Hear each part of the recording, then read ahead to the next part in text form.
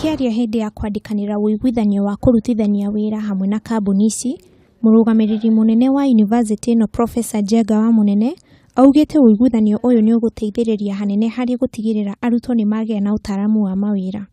Hamwe na ũguo, Profesa ũyũ nĩ augĩte arutwo nĩ mekũgĩa na kanya ga kũrutithia wĩra mathomo marĩa makoragwo makĩamũkĩra thukuru-inĩ ũyũ.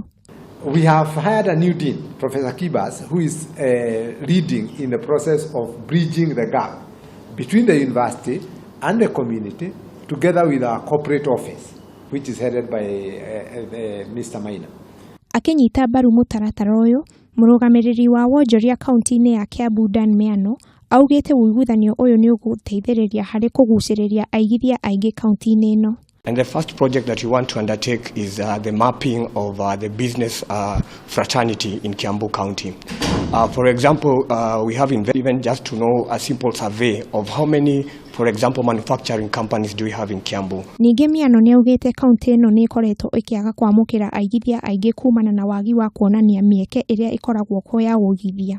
Ũiguithanio ũyũ ũtanyĩtwo gũtigĩrĩra arutwo 2,000 nĩ mekũgunĩka na mĩeke ya kuongerera ũtaaramu wao wa mathomo kambuni-inĩ ici oro mwaka. One of the things that we wish to see is how our lecturers and our students can interact with the business community in Kiambu, the industrialists, the retailers, the wholesalers, the farmers, and then use the knowledge that we have in order to improve their profits, to reduce the risks.